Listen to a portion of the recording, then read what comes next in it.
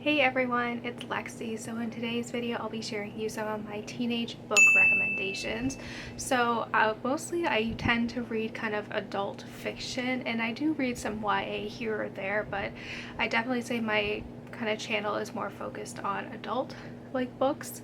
And so I've gotten some requests in the comments to do some of my teenage book recommendations, so books that I think are appropriate for a younger audience. So I've included books I either read as a teenager or ones that I read as an adult, but I do think are still appropriate for kind of a younger audience. And so I tried to include books that weren't very kind of like, basic easy choices like Harry Potter, The Hunger Games, like those type of things that are very popular kind of young adult books. But I tried to kind of make things a little bit more fun and interesting. So yeah, without further ado, let's get started. So starting out, I first have the Gallagher series by Ali Carter. I love this series. I think I started reading the first book when I was in grade 6 or grade 7, and the last book came out during my first year of university. So this is definitely a series that has I grew up with. And what is unique about this one as well is I did a reread of this series last summer, and it actually holds up very well. I was surprised. I will say the first two books are the most kind of juvenile out of the series, but after you kind of get through the first two books, it really gets very complex and interesting and dark, which I really like. But it's still kind of very appropriate, but it also provides kind of a realistic view of the world, if you will say. But this follows a girl named Cammy who goes to a spy school, and it follows her adventures with her friends throughout the spy school, falling in love, all those things. But there is kind of this overarching narrative that I don't want to get into, so I don't want to spoil it for you guys. But yeah, this is definitely a book that I did read as a teenager and I read as an adult, and I really liked it. Next up, I have the Gemma Doyle Trilogy by Libba Bray, and this is a book that I read in high school. I remember being obsessed with this series when I read it, and I definitely want to go back and reread this again because, like I said, it's been such a long time since I've read this myself, and I just, it's just been a really long time since I've been able to read it. But I definitely really remember loving this when I read this the first time.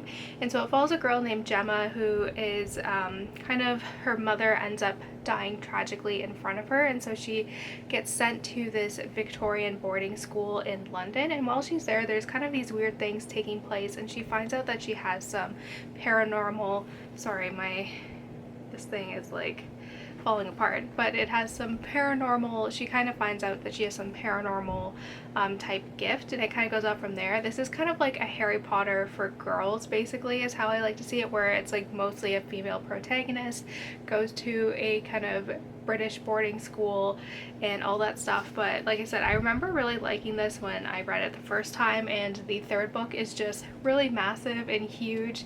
But yeah, I was totally obsessed with this series, and it holds up really well with kind of what I was reading at the time. I first read Harry Potter when I was in grade 9, and I think I read this in grade 10, I want to say.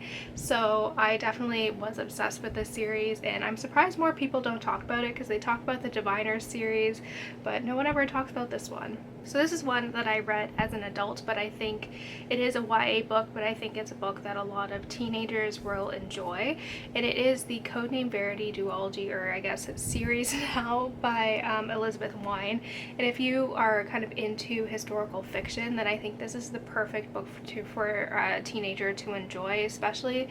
And it's written very uniquely as well. It's kind of written in diary entries, and so we follow Julie, who is a British spy who is kidnapped by the Germans in Paris during World War II, and we follow her account of her friendship with her friend Maddie, and kind of how their friendship kind of evolved and how they worked together. Maddie was a pilot, and Julie was kind of dropped off by Maddie by a plane, and everyone thinks Maddie is dead, and so she kind of recounts her friendship, how it kind of built over their training during the war, and eventually kind of her being captured as well. And this is a truly remarkable book. It really showcases the kind of love that is shared in friendships, and like showcases kind of the brutal side of World War II, but I really like this, and I think even though it's a little bit dark, it provides a realistic kind of view of World War II and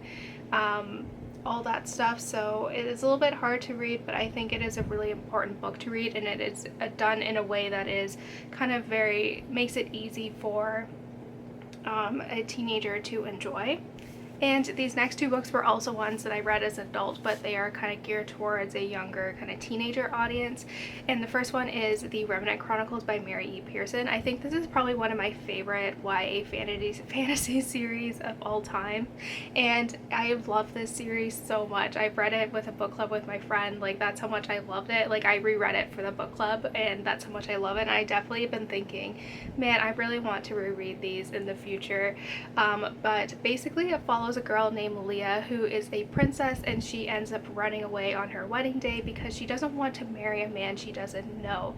So she and her friend end up kind of, you know, starting living a normal life in this seaside village. And so we also get, while she's kind of trying to live a normal life, she is getting followed by the prince and also an assassin as well. And we get chapters told from the prince and assassin point of view, but we don't know who is who until like a big reveal, which I think makes it really fun. But also there's something special about Leah. There is kind of like, she kind of has this kind of sense where she can kind of feel things and kind of have senses that something bad's gonna happen, those type of things. And it's also kind of a political kind of fantasy as well, because her country is the reason why she was being forced into a marriage was because of a kind of as a political alliance with another country, or I guess another like kingdom, and then there's another kingdom that is causing havoc and all this stuff. But the first book is very much kind of setting up the foundation, and the second book it just gets amazing, and you love it and you just root for Leah, and you can see her tremendous growth throughout the series as well. So this is a series that was popular like several years ago on BookTube, but I still think it is one of the ones that holds up really well. And lastly, I have the Lunar Chronicles by Marissa Meyer, the first one being Cinder. I feel like these are iconic sci-fi fantasy series, and I feel like the covers again are also very, you know, famous as well. But this was my first foray into kind of science fiction, and I haven't liked any other really science fictions after this, but I do really enjoy Marissa Meyer's books. So this series takes place in kind of a future world, and each book follows a different kind of fairy tale retelling. The first one is Cinderella, the, you know, Little Red Riding Hood, Rapunzel, and Snow White. So you kind of get each book in the series kind of follows that main character. But what I think really makes Marissa Meyer shine, and this is something I've noticed in her other books as well, is just the dialogue she's able to create between her characters, the banter, and how she's able to kind of showcase these different personalities of these characters through their dialogue and interactions with each other, which makes it a lot of fun. And there's like the series is really fun as well, and it's another one where I'm like, I would definitely reread these again because I was obsessed with them. They're really a lot of fun, and they're worth the hype because I feel like these again were very popular like 10 years ago on BookTube, but I feel like not everyone really kind of talks about these anymore. But I do think even as an adult, I think these are a really good book series that is aimed towards a younger audience, but I think again it's one that's really well done. So that's it, guys. I hope you guys enjoyed this video. Let me know in the comments below what some of your favorite teenage book recommendations are and all of that fun stuff. So yeah, thank you guys so much for watching. Don't forget to give this video a thumbs up, and I will see you guys next time. Bye, guys.